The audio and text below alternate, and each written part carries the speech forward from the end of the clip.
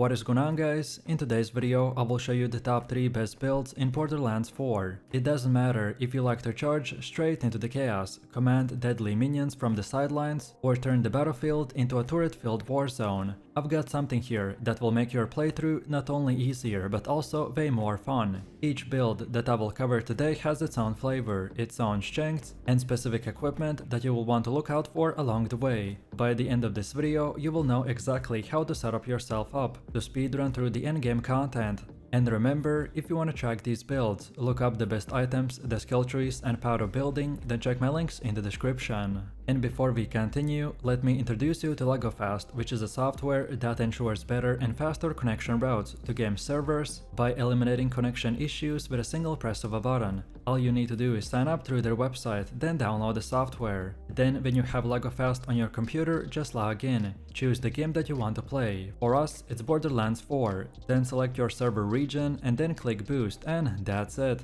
On top of this, you got cool features like the Map Master that gives you now the ability to get this amazing marker display, plus even teleport across the map. Also, we got FPS Boost 2.0, one-click translation, custom crosshairs and so much more. LegoFast is truly all-in-one tool that not only reduces your ping and boosts FPS, but as you can see, will give you extra features that other players don't have. So what are you waiting for? Click my link in the description to check them out and use my code K30 for 30% off. Don't miss this opportunity to make your gaming lag free and enjoy the 24 free trial just for you.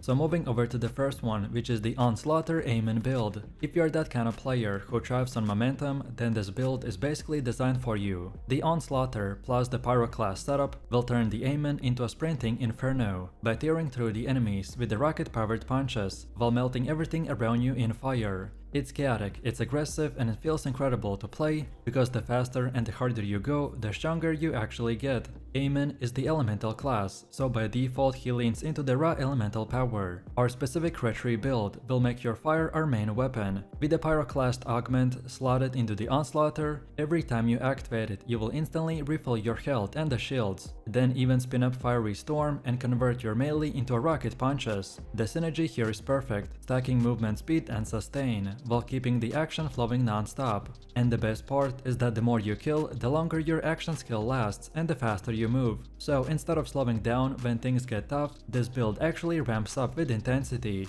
Now our skill tree progression is all about reinforcing that loop of damage, speed and survivability. You start with Impetus for stacking speed and the shield regen, then invest into the heavy plate for that big shield loop which the Onslaughter feeds into. By the time that you unlock the Pyroclast, the build really comes online. Every activation will fully heal you and scorch everything around you. As you push further down, you pick up the God Punch and the Tritanium Knuckles to crank up melee damage, but you also want survivability tools like Forged in the Steel, which will give you total damage immunity when you slam. Skills like Into the Fray and the Best Defenses will keep you alive in the thick of a melee range by stacking over shields and the close range buffs. By the time that you hit the Molten Recall capstone, your slams become massive AoV nukes, and with the Mortal Flare, every weakened enemy you finish will explode in a fiery chain of reactions. Then the rest of the tree just smooths out things with the extra regen, status damage and the cooldown reduction. It's all about building a build that never slows down, so everything fuels our storm of DPS. And then as for our equipment, the absolute best backbone of our setup is the shield. Since Onslaughter regenerates flat percentage of your maximum capacity every second, so the bigger that our shields are, the harder you are to kill. So look for Turtle or the adaptive variants for maximum tankiness, and always prioritize raw capacity above all else. For weapons, lean onto the shotguns, SMGs or the burst sniper rifles. Anything that can deal high damage in short bursts between your rocket punches is the way to go,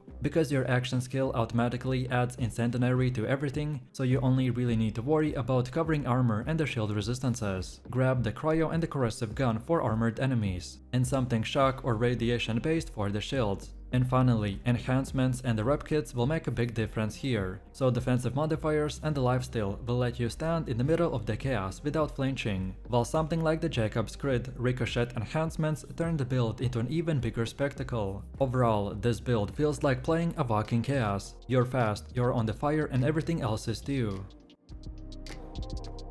Next up we have our second build, and if the first one sounded a little bit too reckless for you, then the Vex Deadringer build will take a very different approach. Instead of personally diving headfirst into the mayhem, you're letting an army of ghostly minions do the heavy lifting, while you focus on setting them up for success. The Spectres are deceptively strong. These aren't just normal pets, they're actually armed killers that scale up your gun damage bonuses. What makes this leveling build shine is how efficient it is. You don't need to invest points deep into one tree just to get rolling. Instead, you cherry pick the most efficient nodes from both the blue and the green trees to stack damage and consistency without wasting skill points. This build feels smooth because Spectres are always reliable. They melt regular mobs while you focus on maximizing the damage buffs, and then when it comes to bosses, pairing them with the right equipment will turn the Vex into a crit nuking powerhouse. So as far as our skill trees go, the order here is mix of early blue tree for the cold iron and then into the green tree for the grave sight and the grave implements. Together they will boost your crit damage and the spectre effectiveness right off to the gate. From here you just do back and forth by stacking grave assault, grave fiends and the prismatic weaponry.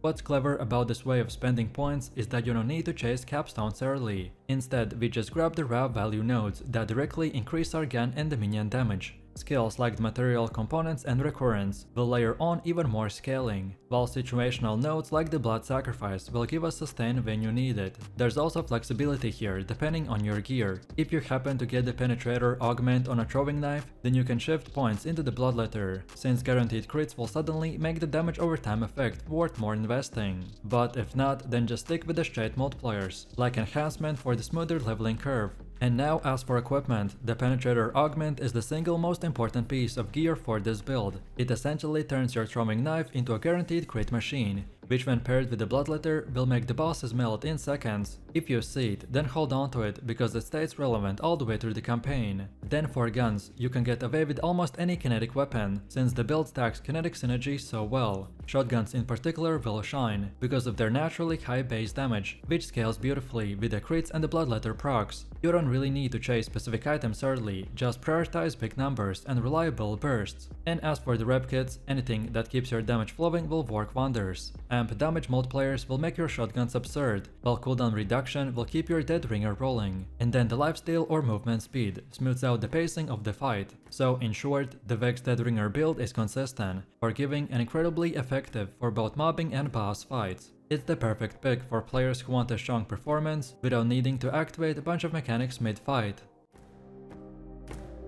And now last but definitely not least, we got the Rafa's Peacebreaker cannons. If you want a build that is easy to pick up but scales like crazy, then this is the one for you. The concept is simple. You drop down cannons that double as turrets, and with the right skills they basically become laser beams of death. What makes the setup so satisfying is that it becomes a brute force power, with near constant uptime. Thanks to the nodes like the Jorga early on and Inspirado later, your cannons are available whenever you need them. And since their damage scales directly with your gun damage bonuses, so you essentially multiply your output while barely lifting a finger. The gameplay loop is super simple. You summon cannons, then fire your gun, and then watch the battlefield evaporate. Yet behind the simplicity is some incredible scaling, especially once you hit the beam team capstone, which transforms our turrets into a non-stop lasers. Then as for our skill tree, the main priorities here are damage, uptime and utility. Early points go into the CTR and Instinto for the movement speed and early power spikes, and then Jorga to keep your cannons up as fast as possible. You follow with the deft hands and the pain reaction to multiply your gun damage, pushing you closer to that sweet spot, where both you and your turrets will shred together. Then go into the beam team, which is pretty straightforward. You'll take a filler like the Vitrion just to unlock it, but once you hit that capstone, the build really skyrockets into power.